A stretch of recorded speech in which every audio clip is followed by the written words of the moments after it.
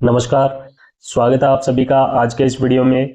क्या कभी आपने किसी ऐसे व्यक्ति को देखा है जो अक्सर ये कहता रहता है कि उसे सब नुकसान पहुंचाना चाहते हैं, या फिर एक पर्टिकुलर आदमी, उसका पड़ोसी, उसके परिवार वाले उसे नुकसान पहुंचाना चाहते हैं, या फिर कोई मशहूर अभिनेता या अभिनेत्री उससे प्यार करता है।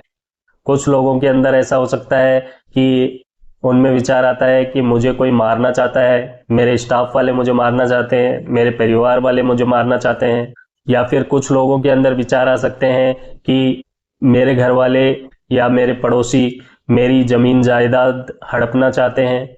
कुछ लोगों में विचार आ सकता है कि मेरे पीछे पुलिस पड़ी हुई है, या मेरा पीछा सीबीआई कर रही है, या फिर कोई जनरल पर्सन के लिए वो अपने आप में एक विचार बना लेता है कि वो मुझसे बहुत ज़्यादा प्यार करता है।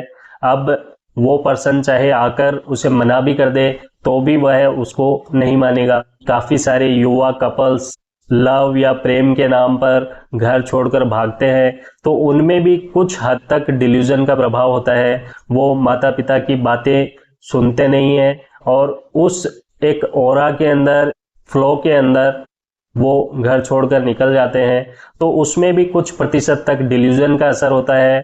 इसे डिल्यूजन ऑफ लव भी कह सकते हैं।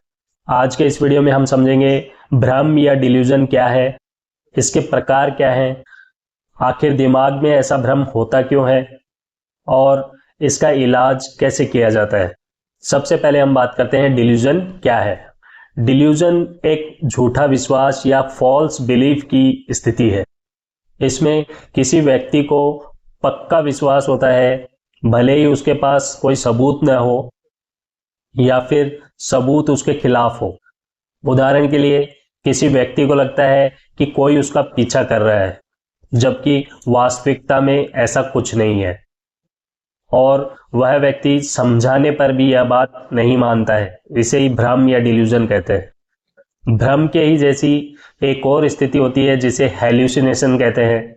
कई बार लोग डिल्यूजन और हेल्यूसिनेशन को एक मान बैठते हैं। तो आइए समझते हैं डिल्यूजन और हेल्यूसिनेशन में क्या अंतर है। हेल्यूसिनेशन में व्यक्ति कुछ देखता है, सुनता है या महसूस करता है जो कि असल में मौजूद नहीं है, जबकि डिल्यूजन में व्यक्ति झूठे विश्वासों या विचारों में जीता है जिन्हें वह सच मान लेता है। अब हम डिल्यूजन के प्रकारों की बात करते हैं। इसका सबसे पहला प्रकार है परसिक्यूटरी डिल्यूजन या फिर उत्पीड़न भ्रम। इसमें व्यक्ति को लगता है कि कोई उसे नुकसान पहुंचाना चाहता है, जैसे कि उदाहरण के तौर पर मेरे ऑफिस के लोग या स्टाफ मुझे जहर देकर मार देना चाहते हैं। दूसरा इसका प्रकार है ग्रैंडियोज डिल्यूजन या फिर महानता का भ्रम। इसमें व्यक्ति सोचता है कि वह बहुत महान है, शक्तिशाली या भगवान का दूत है। जैसे उदाहरण के तौर पर कोई व्यक्ति अपने आप को प्रस्तुत करता है कि वह जैसे दुनिया को बचाने आया है। इसका तीसरा प्रकार है इरोटोमेनिक डिल्यूजन, जिसमें व्यक्ति को लगता है कि कोई बहुत ही प्रसिद्ध कलाकार या अभिनेता अभिनेत्री उससे प्यार करता है। चौथा सोमेटिक डिल्यूजन या शारीरिक भ्रम।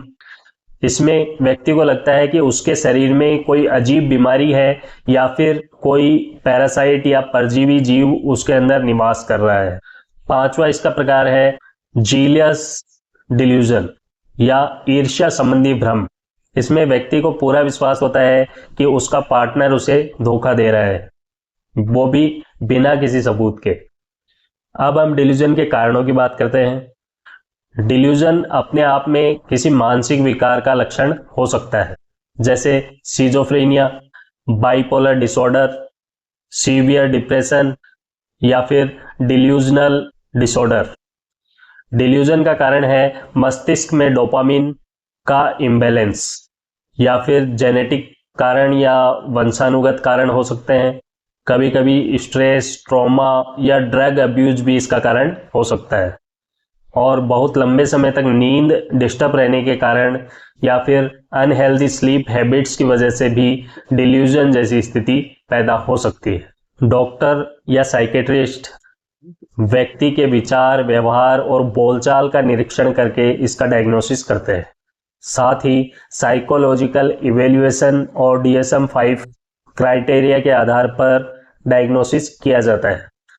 कभी कभी MRI या ब्लड टेस्ट भी करवाए जा सकते हैं ताकि किसी प्रकार की न्यूरोलॉजिकल प्रॉब्लम को रूल आउट किया जा सके। डिल्यूजन या भ्रम का इलाज पूरी तरह से संभव है, लेकिन इसके लिए धैर्य की जरूरत है।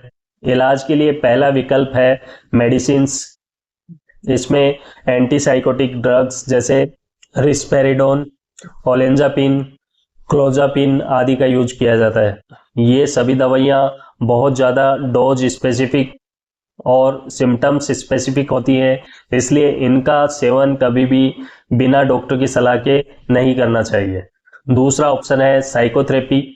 इसमें कॉग्निटिव बिहेवियरल थेरेपी या फिर CBT व्यक्ति को वास्तविकता और भ्रम के बीच में अंतर समझाने की कोशिश करती है। या फिर सपोर्टिव थेरेपी, परिवार की मदद या सहयोग जरूरी है। तीसरा लाइफस्टाइल सपोर्ट, पर्याप्त नींद लें, नशे से दूर रहें और मानसिक तनाव को कम करने के लिए ध्यान और योगा करें। जल्दी पहचान और सही इलाज से व्यक्ति सामान्य जीवन जी सकता है। समाज में मानसिक रोगों को एक कलंक की तरह नहीं बल्कि इलाज योग्य स्थिति के रूप में देखना चाहिए। इसी के साथ आज के वीडियो को यहीं खत्म करते हैं। मिलते हैं नेक्स्ट वीडियो में एक नए टॉपिक के साथ। तब तक ध्यान रखिए अपना और अपनों का। स्वस्थ रहिए, हंसते रहिए। धन्यवाद।